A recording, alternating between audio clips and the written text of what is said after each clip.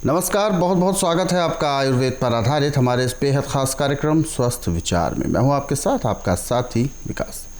दर्शकों, स्वस्थ विचार कार्यक्रम हम आपके लिए लेकर आते हैं ताकि आप अपने स्वास्थ्य के प्रति जागरूक रहें, आप अपने तंदुरुस्ती के प्रति सजग रहें, आप अपनी सेहत के प्रति सावधान रहें, क्योंकि रोग कब कौन सा आपको लग जाए ये किसी को नहीं पता होता। क्योंकि आजकल के इस परिवेश में, आजकल के इस पर्यावरण में प्रदूषण का इतना ज़्यादा प्रकोप है और दूसरी ओर स्वच्छता के नाम पर बहुत दिक्कतें हैं और तीसरी सबसे बड़ी बात, शुद्धता के नाम पर हमें कुछ भी शुद्ध नहीं मिलता। तो ये सारी चीज़ें होने के बावजूद भी हमें अपना जीवन सुचारू तौर पर स्वस्थ रहते हुए चलाना है ताकि हम अपने तमाम कर्तव्य, रोज़मर्रा के काम और अपने जीवन यापन के लिए और अच्छे तरीके से हम अपने जीवन को सुचारू तरीके से चला पाएँ। लेकिन ये सब होगा तब जब हम अपने अंदर स्वयं जागरूक होंगे, हमें जानकारी होगी, हमारा रुझान आयुर्वेद की ओर होगा। सकते हैं वो सारी चीज़ें आपको इस कार्यक्रम के माध्यम से जानने को मिलती हैं और इन सभी विषयों में हमारा मार्गदर्शन करते हैं जाने माने आयुर्वेद के ज्ञाता, गायत्री सिद्ध पंडित श्री लक्ष्मण दास रतन भारद्वाज जी। चलिए सबसे पहले गुरु जी का स्वागत करेंगे, कार्यक्रम की शुरुआत करेंगे। गुरु जी, बहुत बहुत स्वागत है। नमस्कार। नमस्कार। दर्शकों, गुरु जी का आगमन हो चुका है कार्यक्रम में और हम चाहते हैं कि यदि आपके साथ किसी प्रकार का रोग है तो आप इस कार्यक्रम से जुड़ सकते हैं। सीधे तौर पर इस कार्यक्रम में अपने सवाल पूछने के लिए या अपने रोग के बारे में चर्चा करने के लिए जल्द से जल्द हमें कॉल करें। नंबर आपके टीवी स्क्रीन पर है या आप हमें व्हाट्सएप के ज़रिए संदेश भी भेज सकते हैं। और एक बात आपको संज्ञान में दिलाना चाहेंगे, यानी याद दिलाना चाहेंगे कि जब भी आप इस कार्यक्रम को देखने बैठें तो कॉपी और पेन लेकर ज़रूर बैठा करें। जो भी नुस्खे आपको बताए जाएं उनको आप लिख ज़रूर लें ताकि आपके जहन में उम्र भर वो तमाम चीज़ें बनी रहें और आप अपना और अपने परिवार का ख्याल स्वयं रख सकें। चलिए कार्यक्रम की शुरुआत करते हैं और शुरू करते हैं एक नए विषय पर चर्चा। गुरु जी, आज के इस अंक में हम बात करने जा रहे हैं मंद बुद्धि रोगियों के बारे में।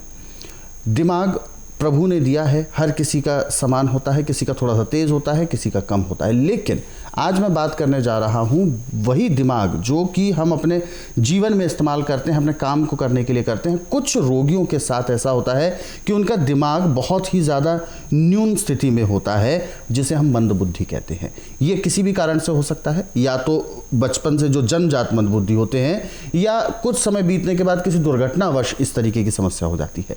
आखिर मैं जानना चाहूँगा कि मंद बुद्धि बालक या मंद बुद्धि रोगी जो कि अपना इलाज करा के थक जाते हैं लेकिन उनकी ये स्थिति ठीक नहीं हो पाती है, तो इसकी सबसे बड़े कारण कौन से, जन्मजात के क्या कारण हो सकते हैं, उसके बाद क्या कारण हो सकते हैं, इस चीज़ को, इस रोग को आप किस दृष्टि से देखते हैं? देखिए, मंद बुद्धि तो जन्मजात कोई होता है नहीं। अच्छा। और बाद में ये मंद बुद्धि होता है वो अपनी लापरवाही से होता है जी।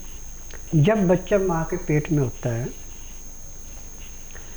और माँ ठंडी चीज़ों का सेवन ज़्यादा करती है तो बच्चे के दिमाग में एक किस्म का नज़ला जम जाता है।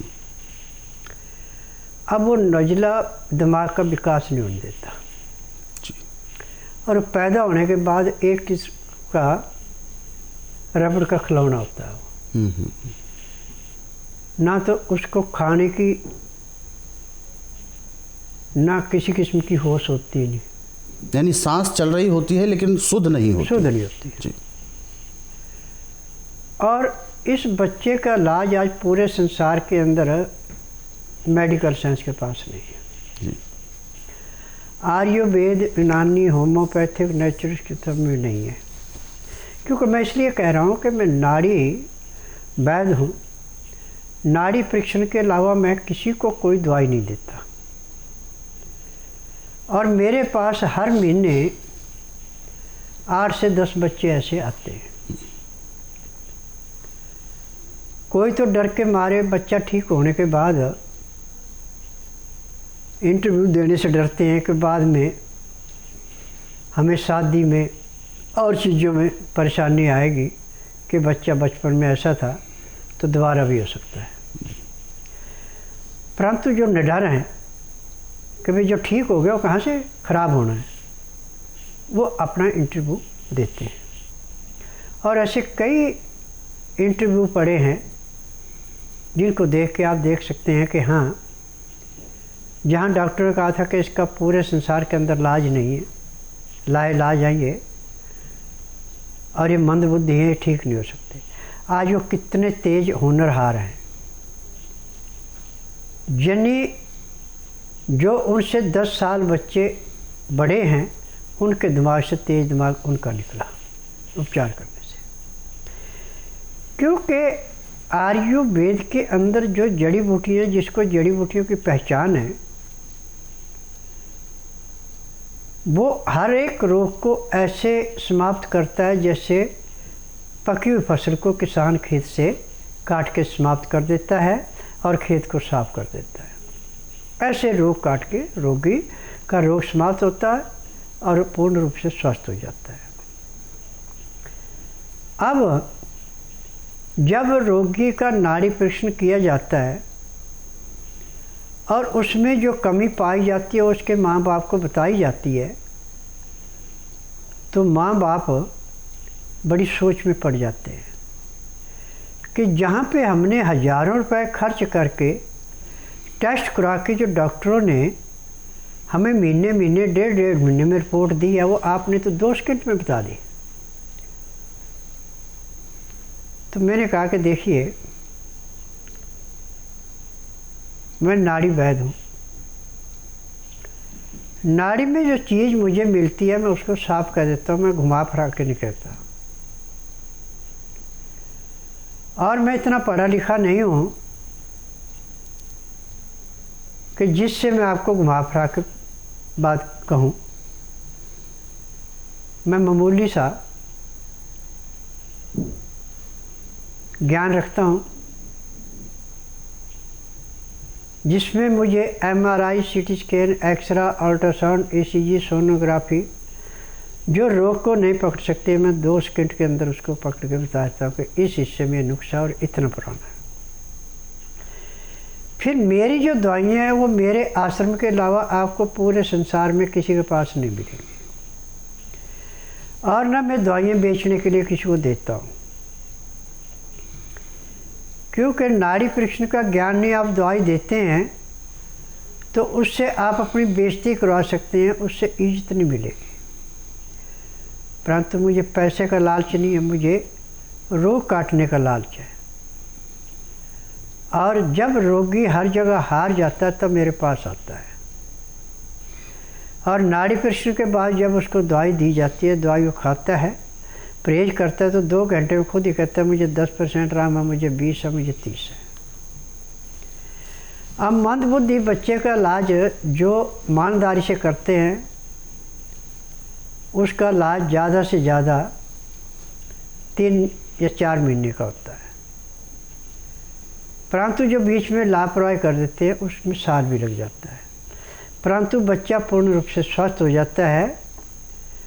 जो उसकी उम्र के बच्चे, उनसे तेज दिमाग उसका निकलता है, क्योंकि जो दिमाग सो रहा था उसको दवाइयों से जगा करके जो उसके अंदर किसी भी किस्म का इन्फेक्शन ख़त्म हो गया। तो ऐसे जैसे कंप्यूटर पे हम जो नंबर दबाते हैं वही नंबर आगे आता है, ऐसे उसका दिमाग जो भी आपने बात कही उसका उत्तर आ जाता है। आज मुझे इस बात की खुशी है कि हिंदुस्तान छोड़कर America, Canada, Australia, Japan, China, Singapore, Nepal, Sri Lanka, Bangladesh, Pakistan, यहाँ से जो ऐसे बच्चे आते हैं, जिस दिन आते हैं उसी दिन उनको 10 से 15% आराम मिल जाता है। कई बच्चे तो इतने चलाते हैं कि पूछो मत, बहुत शोर मचाते हैं, परंतु जब दवाई दे के उनके नाक में दवाई डाली जाती है उसके बाद वो बिल्कुल शांत हो जाते हैं। जो उनके दिमाग में जकड़न थी वो एक बार की नाक में दवाई डालने से समाप्त हो जाती है। मंदबुद्धि बच्चे को खाने को दवाई कम दी जाती है, मालिश करने के लिए तेल, और नाक में आँख में डालने के लिए दवाई ज़्यादा दी जाती है। जैसे आँख में नाक में दवाई डालते हैं और तेल की मालिश करते हैं तो बच्चे को इतना आराम मिलता है कि जिसकी आप गणना नहीं कर सकते। और 15 दिन में बच्चा जो अपनी पूरी सेंस के अंदर आ जाता है और आस्ता आस्ता उसको इतनी तीव्र बुद्धि चलती है कि परिवार भी दांतों तले उंगली दबाता है कि हमें जो डॉक्टरों ने कहा था वो सारा आपने उसका उल्ट करके दिखा दिया। डॉक्टर ने कहा था पूरे संसार में इसका इलाज नहीं है। तो मैं उनसे एक ही जवाब देता हूँ कि देखिए, डॉक्टरों की है थ्योरी, मेरा है प्रैक्टिकल। उन्होंने थ्योरी में जो चीज़ें पढ़ी है उन्हीं चीज़ों से उपचार कर सकते हैं।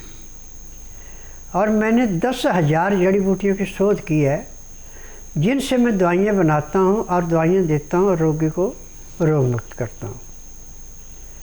आज पूरे संसार के अंदर जहाँ भी यूट्यूब में मेरा प्रोग्राम कोई भी देख रहा है, वो फ़ोन के माध्यम से एक ही बात कहता है कि स्वामी जी, हमने बहुत डॉक्टरों के प्रवचन सुने, योगियों के सुने, सन्यासियों के सुने, डॉक्टरों ने सुने, परंतु जो कुछ आप मुंह से बोलते हो करके दिखाते हैं, तो हम तो आपसे यही कहेंगे कि आप भगवान का दूसरा रूप है। तो मैं उनसे जवाब देता हूँ, देखिए, भगवान का रूप इंसान कभी नहीं मिल सकता। इंसान इंसान ही रहेगा, भगवान भगवान ही है। मैंने बचपन में जो विद्या सीखी थी वो विद्या मेरी काम कर रही है। इसमें मेरा कोई परोपकार नहीं है। ये परोपकार है जड़ी बूटियों का, या उन महात्माओं का, उन ऋषि मुनियों का जिन्होंने मुझे विद्या सिखाई थी और जिन्होंने मुझे जड़ी बूटियों की पहचान कराई थी। ये सारा श्रेय मैं उनको देना चाहता हूँ। और जो भी बच्चा मेरे पास आया है वो आज पूर्ण रूप से स्वस्थ है। अब मेरा नियम है कि लंगड़े को चलाना, बहरे को सुनाना, गूंगे से बुलाना, आंधे को दिखाना, बांझ से संतान उत्पत्ति कराना, न मर्द को मर्द बनाना। जहाँ पे सबके हाथ खड़े हो जाए उस रोग को जड़ से मिटा के दिखाना, ये मेरा काम है। परंतु मेरा नियम है कि बुधवार की मैं छुट्टी रखता हूँ, गुरुवार से लेकर मंगलवार तक की नाड़ी परीक्षण करता हूँ। नाड़ी परीक्षण का नियम है कि जिस दिन आपने नाड़ी परीक्षण के लिए आना उस दिन रात्रि 10 बजे तक खा पी के दातन कूड़ा करके, समझदार है तो बड़ी इलायची उसको मुंह में चूसने दे दिए, ऐसा समझदार नहीं है तो उसको कुछ नहीं देना, उसको सोने दो। सुबह 9 से 10 के अंदर उसका नामकरण कराओ। 10 से 12 में नाड़ी परीक्षण करता हूँ।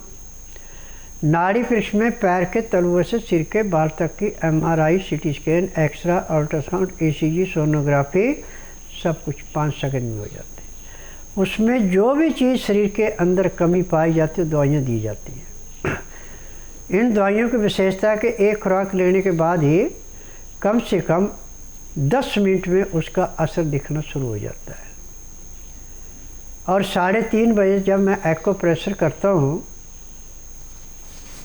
तो स्वयं खुद कहते हैं कि मुझे 10% आराम है, मुझे 20 है, मुझे 30 है।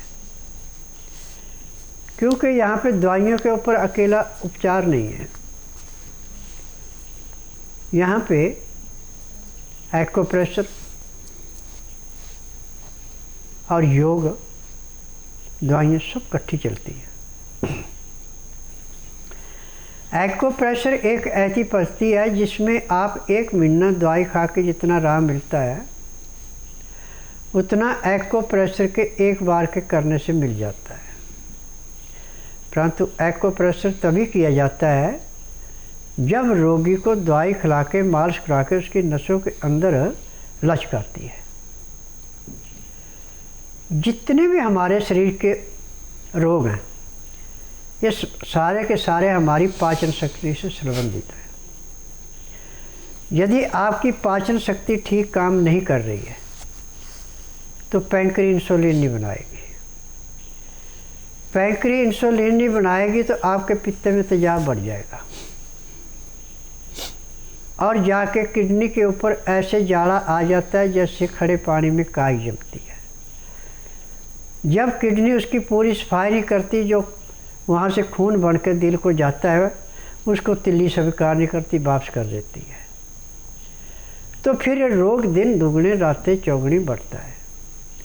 तो यहाँ पे पैर के तलुए से सिर के बाल तक के जो भी रोग है सब दवाइयाँ इकट्ठी दी जाती हैं। दवाइयाँ नियम से लेते हैं, परहेज करते हैं, तो जिस दिन आते हैं उसी दिन 10 से 15% आराम भी मिल जाता है। मैं मध्य प्रदेश के मंडला डिस्ट्रिक्ट से आया हूँ। मेरा नाम तुलसीराम झारिया है। ये आंतों में थोड़ा सा तकलीफ़, पेट में, और अभी डॉक्टर से चेकअप कराया मैं, तो संभावित वो कैंसर का बताए। तो मैं सीधे महाराज जी के दरबार में चला आया और पूर्ण विश्वास के साथ यहाँ आया हूँ। जैसे दलिया वगैरह पीता था मैं, तो दलिया भी अटक जाता था या पलटी हो जाती थी। कल बढ़िया मैं होटल का 1 प्लेट दाल 2 रोटी ये खाया, आज भी भोजन किया हूँ। पानी भी आराम से पीते बन जाता है। इससे पहले तो बहुत तकलीफ थी मेरे को, करीब 1-1.5 महीने से काफ़ी तकलीफ बढ़ गई थी, और कल की अपेक्षा मुझे काफ़ी आराम भी है। लगभग मेरा अनुमान है 25% के लगभग तो मुझे राहत महसूस कर रहा हूँ मैं। मेरा नाम अशपाल सिंह भुल्लर है, और ये मेरे साथ मेरी भांजी बैठी है जिसका नाम जसमीत कौर है। ये कश्मीर से बिलोंग करती है।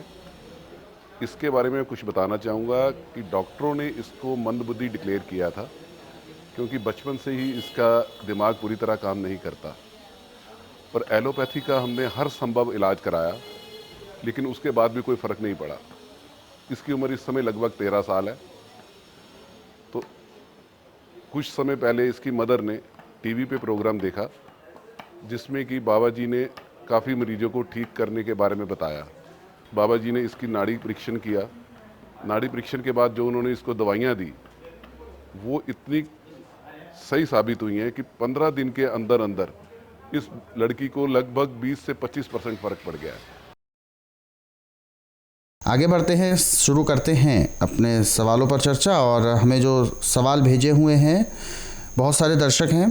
पहला सवाल हम ले रहे हैं। मोनू जी ने सवाल भेजा है सक्षम के लिए। सक्षम की उम्र है 10 वर्ष, बच्चा है, सीकर राजस्थान से बात कर रहे हैं। बच्चे की याददाश्त बहुत ही ज़्यादा कमज़ोर है। मंद बुद्धि तो नहीं है, लेकिन मंद बुद्धि की तरह ही उसका व्यवहार है। जी देखिए, आप बच्चे को बुधवार छोड़कर गुरुवार से लेकर मंगलवार के बीच में मेरे आश्रम में लाइए। जिस दिन आश्रम में लाना उस दिन रात्रि 10 बजे तक खिला पिला के दातर कूड़ा करा के इसको सुला दें। सुबह 9 से 10 के अंदर इसका नामकरण करवाएं। 10 से 12 में नाड़ी परीक्षण करूँगा। नाड़ी परीक्षण में पैर के तलुए से सिर के बाल तक की MRI, CT scan, x-ray, ultrasound, ECG, sonography सब कुछ 5 सेकंड में हो जाएगी। उसके अनुसार दवाइयाँ खाने की हैं, पीने की हैं, मालिश करने के तेल हैं, आँख में, नाक में, कान में डालने की दवाइयाँ हैं। जब आप आँख में, नाक में दवाई डालेंगे तो उसी दिन बच्चे के अंदर कम से कम 5 से 10% का परिवर्तन आएगा। और ये दवाई आपको दिन में 6-7 बार डालनी है। और एक दवाई ये नाक में डालने की सुबह और शाम 2 टाइम डालनी है। तो 15 दिन में आपके बच्चे के दिमाग में कम से कम 35 से 40% का परिवर्तन आ जाएगा। 1.5-2 महीने में इसकी पूरी मेमोरी काम करेगी। आपको ये एक सपना रह जाएगा कि हमारा बच्चा कभी मंद बुद्धि था, क्योंकि मंद बुद्धि बच्चा कोई नहीं होता। जब हमारे खान पान की गलतियाँ होती हैं और नज़ला जाके दिमाग में जम जाता है तो हमारी मेमोरी दिन प्रतिदिन लॉस होती है।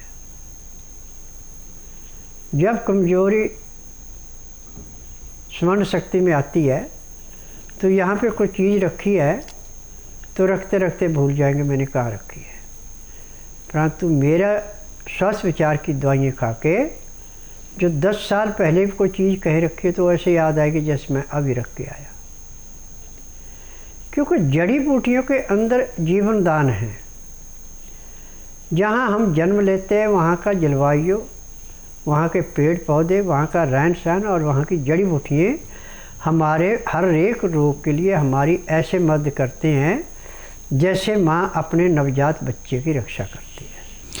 अगले सवाल की ओर रुख कर रहे हैं। अगला सवाल हमारे सामने बहुत सारे हैं, उससे पहले हम एक कॉल ले लेते हैं। बहुत सारे दर्शक भी हैं लाइन पर। हेलो। हेलो। हाँ जी नमस्कार, क्या नाम है आपका? हमारा दशरथ सिंह लोधी नाम है जी। दशरथ जी, कहाँ से बात कर रहे हैं आप? अपन दमोह डिस्ट्रिक्ट से कर रहा हूँ, एमपी से। एमपी से। अपना सवाल पूछिए, क्या समस्या है आपकी? मेरा सवाल ये है, जो अपन की कमजोरी बनी रहती है सर हमेशा। पेट में? नहीं, पेट में नहीं, पूरे शरीर में, मतलब ऐसी कमजोरी टाइप की बनी रहती है। शरीर में कमजोरी बनी रहती है। कब से दिक्कत है आपको? हमारे लगी अभी मतलब 2-3 महीना से। 2-3 महीने से बहुत कमजोरी ज़्यादा महसूस करें। देखिए, जब हमारे खान पान में गड़बड़ी होती है और लीवर उसको पचाता नहीं है तो दिन प्रतिदिन हमारा हीमोग्लोबिन कम होता जाता है। जैसे जैसे हीमोग्लोबिन कम होता है वैसे वैसे कमजोरी आती है। मर्द का हीमोग्लोबिन 16 होता है, औरत का 14 होता है। अब इसका उपचार टीवी के माध्यम से तो मैं करता नहीं किसी का भी, न टीवी के माध्यम से मैं दवाइयाँ बेचता हूँ। यदि आपने अपने इस रोग से मुक्ति पानी है और बिल्कुल तंदुरुस्त होना है, चुस्त होना है, तो आप बुधवार छोड़कर गुरुवार से लेकर मंगलवार के बीच में मेरे आश्रम में आइए। जिस दिन आश्रम में आना उस दिन रात्रि 10 बजे तक खा पी के दातन कूड़ा करके बड़ी इलायची मुंह में रख के चूसते रहें। सुबह 9 से 10 के अंदर अपना नामकरण कराना। 10 से 12 में नाड़ी परीक्षण करूँगा। नाड़ी परीक्षण में पैर के तलुए से सिर के बाल तक की MRI, CT scan, x-ray, ultrasound, ECG, sonography सब कुछ 5 सेकंड में हो जाए। उसमें जो भी कमी आपके शरीर के अंदर पाई जाएगी दवाइयाँ दी जाएंगी। दवाइयाँ खाने की हैं, दवाइयाँ पीने की हैं, मालिश करने के तेल हैं, आँख में, नाक में, कान में डालने की दवाइयाँ हैं। यदि इन दवाइयों को आप नियम से लेंगे, परहेज करेंगे, तो जिस दिन आश्रम में आएंगे तो उसी दिन आपकी कमजोरी में कम से कम 15 से 20% की कमी आ जाएगी। दर्शकों, ऐसे ही हमारे कार्यक्रम अपने सरल और सुविधाजनक समय पर देखना और सुनना चाहते हैं तो YouTube के ज़रिए देख सकते हैं। हमारा YouTube चैनल स्वस्थ विचार सेहत की बात, इस YouTube चैनल को आप सर्च करें, सब्सक्राइब करें और इन कार्यक्रमों को ज़रूरतमंदों तक शेयर ज़रूर करें। गुरुजी, आप हमारे स्टूडियो में आए, दर्शकों की कीमती मार्गदर्शन दिया, आपका बहुत बहुत धन्यवाद। नमस्कार। दर्शकों, आज के इस विशेष कार्यक्रम में बस इतना ही। आप सभी लोग स्वस्थ रहें, निरोगी रहें, सुखी रहें। इन्हीं शुभकामनाओं के साथ हम आपसे लेंगे इजाज़त। अगले अंक में आपसे फिर होगी मुलाकात एक नए विषय के साथ। तब तक के लिए मुझे दीजिए आज्ञा। नमस्कार।